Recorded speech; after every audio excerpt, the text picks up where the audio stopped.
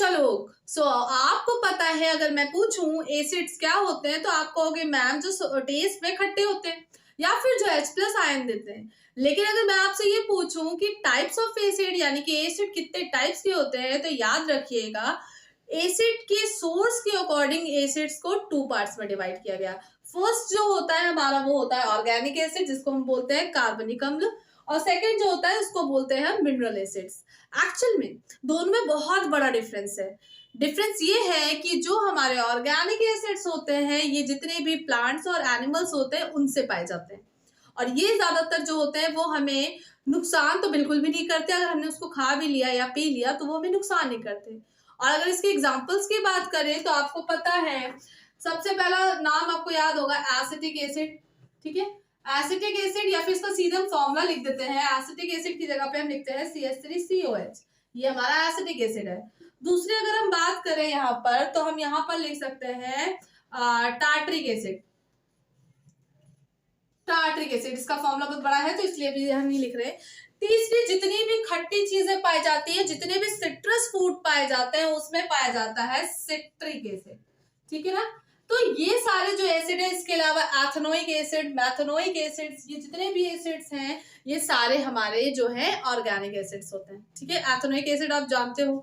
इसके अलावा अगर मैं आपसे कहूं कि आपको चींटी ने काटा, तो चींटी के काटने से यहाँ पर डंक जब उसका लगता है तो स्वेलिंग आ जाती है, बहुत ज्यादा दर्द होता है। एक्चुअल में वो इसलिए होता है क्योंकि चींटी की जो डंक होती है, चींटी में पाया जाता है फॉर्मिक एसिड। फॉर्मिक एसिड की अगर हम बात करें तो फॉर्मिक एसिड होता है HCOOH, जिसको हम बोलते हैं फॉर्मिक एसिड। और ये जो फॉर्मिक एसिड होता है यही कारण होता है कि जब वो चींटी काट लेती है तो हमें स्वेलिंग हो जाती है।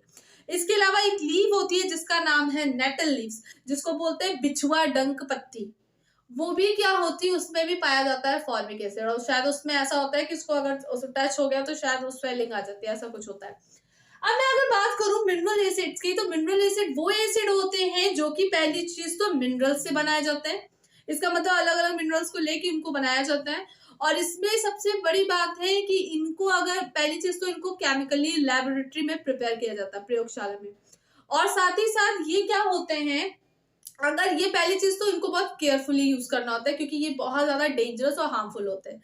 ठीक है, तो इसमें अगर सबसे बात करें मेन, तो ये 3 एसिड्स ही होते हैं जिनको हम बोलते हैं, हमारा फर्स्ट है H2SO4 जिसको बोलते हैं sulphuric acid, HNO3 nitric acid and HCl8 hydrochloric acid. ये तीनों एसिड जो होते हैं ये हमारे मिनरल एसिड में आते हैं। और आपको एक चीज और बताते चल रहे हैं कि जितने ये 3 एसिड है, याद रखना इनको स्ट्रॉन्ग एसिड बोला जाता है।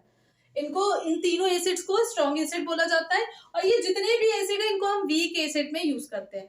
अब क्या होता है स्ट्रॉन्ग एसिड और क्या होता है वीक एसिड, ये हम नेक्स्ट शॉर्ट वीडियो में डिस्कस करेंगे। तब के लिए बाय बाय।